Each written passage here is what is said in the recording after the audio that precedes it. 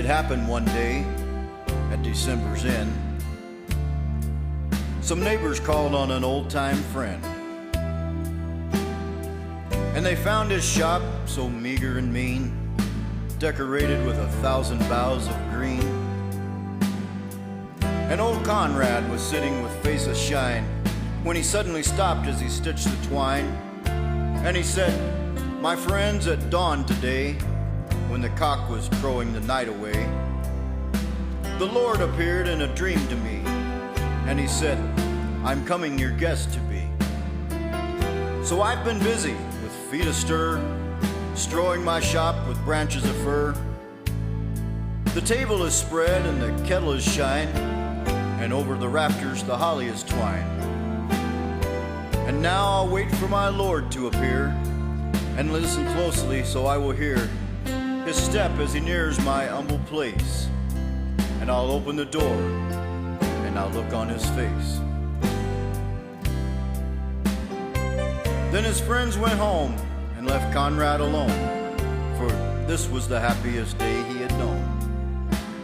For long since his family had passed away, and Conrad had spent many a sad Christmas day. But he knew with the Lord as his Christmas guest, this Christmas would be the dearest and best. So he listened with only joy in his heart, and with every sound he would rise with a start, and look for the Lord to be at his door, like the vision he'd had a few hours before. So he ran to the window after hearing a sound, but all he could see on the snow-covered ground was a shabby beggar whose shoes were torn, and all his clothes were ragged and worn. But old Conrad was touched, and he went to the door, and he said, "Your feet must be cold and sore. I have some shoes in my shop for you, and I have a coat to keep you warmer too." So with grateful heart the man went away, but Conrad noticed the time of day, and he wondered what made the dear Lord so late, and how much longer he'd have to wait.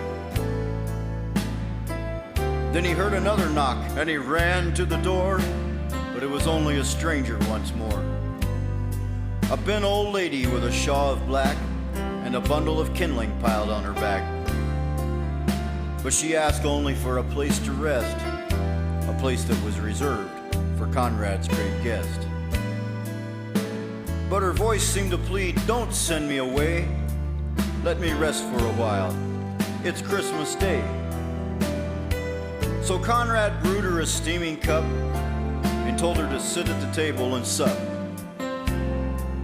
And after she'd left, he was filled with dismay, for he saw that the hours were slipping away, and the Lord hadn't come as he said he would, and Conrad felt sure he'd misunderstood. When out of the stillness he heard a cry, "Please help me and tell me, where am I?" So again he opened his friendly door and stood disappointed as twice before. It was only a child who had wandered away and was lost from her family on Christmas Day.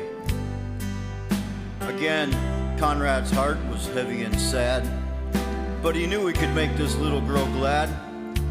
So he called her in, and he wiped her tears, and he quieted all her childish fears. Then he led her back to her home once more. Then as he entered his own darkened door, he knew that the Lord was not coming today, for the hours of Christmas had all passed away. So he went to his room and he knelt down to pray, and he said, "Lord, why did you delay? What kept you from coming to call on me? I wanted so much your face to see." Then softly in the silence a voice he heard, "Lift up your head, I have kept my word. 3 times my shadow crossed your floor. 3 times I came to your lowly door. I was the beggar with bruised cold feet.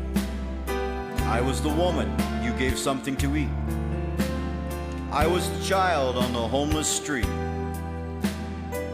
3 times I knocked, 3 times I came in, and each time I found the warmth of a friend. Of all the gifts, love is the best. I was honored to be your Christmas guest.